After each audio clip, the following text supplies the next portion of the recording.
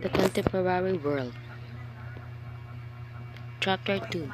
The Structures of Globalization.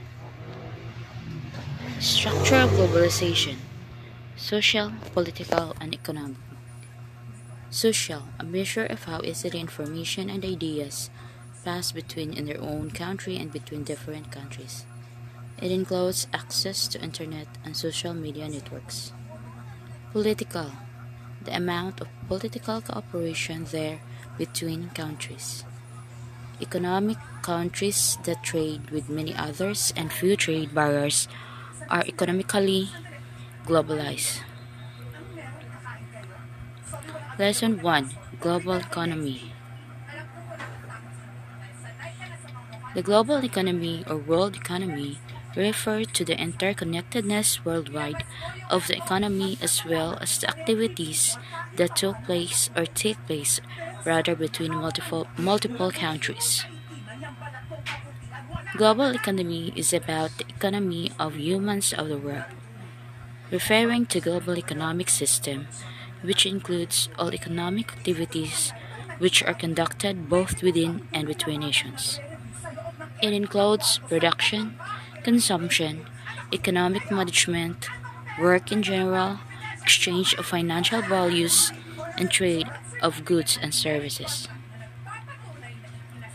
Economic globalization: the free movement of goods, capital, services, technology, and information. It refers to the increasing interdependence of world economies as a result of the growing scale of cross-border trade of commodities and services, flow of international capital, and wide and rapid spread of technologies.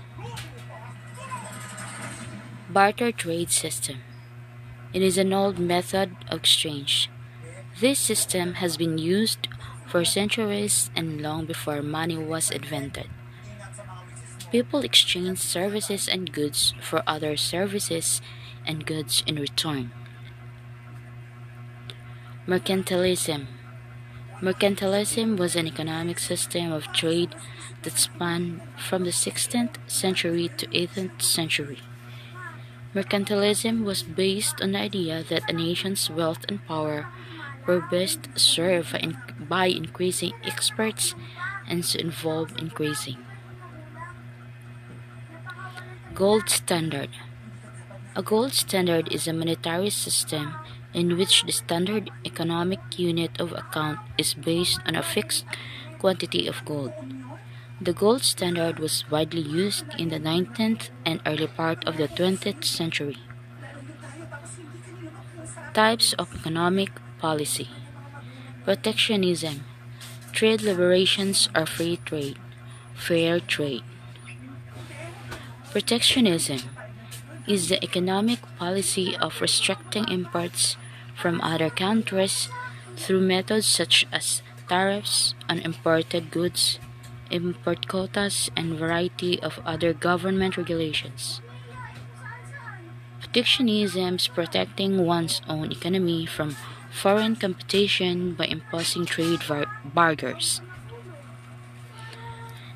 Protectionism refers to the transaction wherein the government will be legislating a specific policy to reduce or block one international or product. Tariffs means required fees on imports or exports.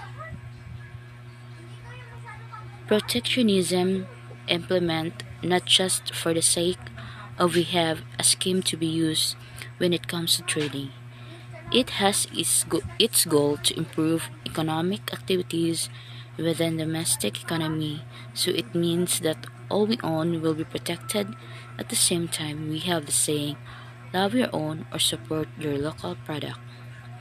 So that's why all of the product we need to use protectionism so that the product that we own within our domestic economy is to be able to provide premium.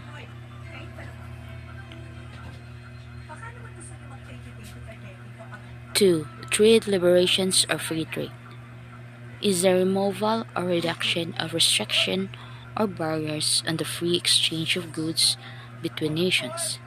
These are policies under which the government imposes there is no taxes Absolutely no taxes or tariff as well as duties on imports or quotas to export. Trade liberalization reduces trade barriers to make international trade easier between countries. Purpose of some countries will choose free trade. It eliminates possibility for foreign competition, so the competition will be lesser in the market. It is beneficial, especially to producer and consumer.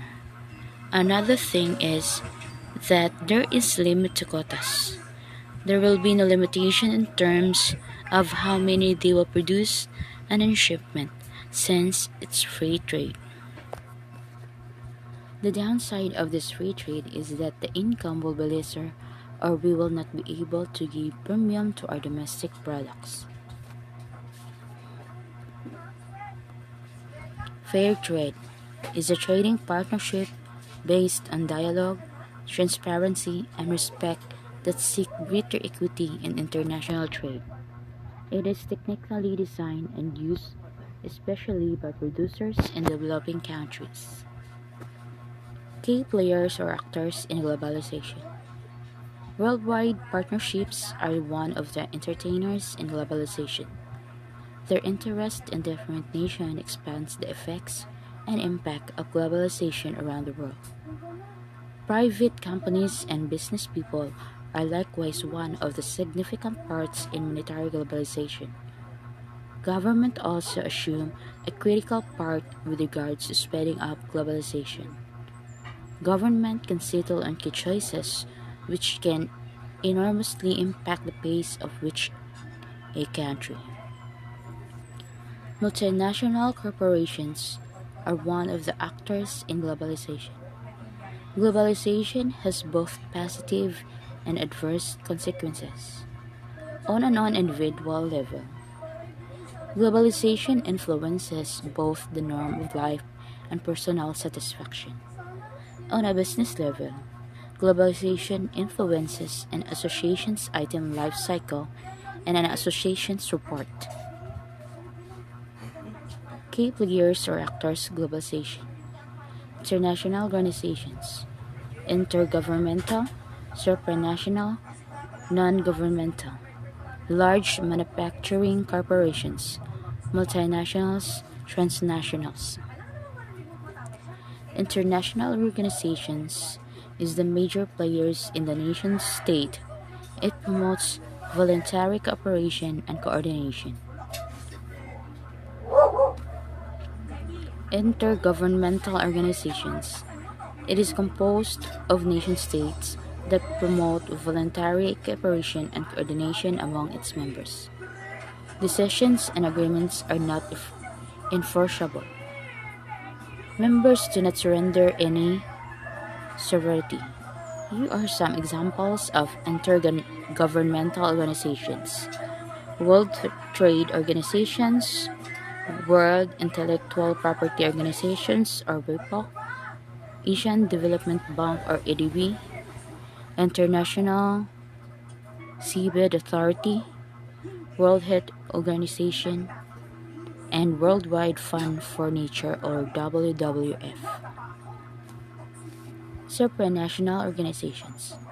It is composed of nation-states that promote voluntary cooperation and coordination among its members, surrender their power in specific areas to the higher organization. Decisions and agreement must be obeyed. They have often courts to determine the violations in court. Here are some examples of supranational organizations. United Nations, International Monetary Fund, International Labour Organization, ASEAN, International Non-Government Organizations. It is not created by an international treaty of intergovernmental agreement. They often focus on specific issues around the world. It is not for-profit voluntary associations in which projects are funded by philanthropies or through partial government funding. Here are some examples of international non-government organizations: Amnesty International, ISO, Committee International Geneva, IRC, International Cricket Council. Large manufacturing corporations. These corporations sell goods and manufactured products to be used all over the world. Multinational corporations and transnational corporations. Multinational corporations or MNCs. Global corporations. An entity that owns and controls production of goods or services in one or more countries aside from their home or origin country.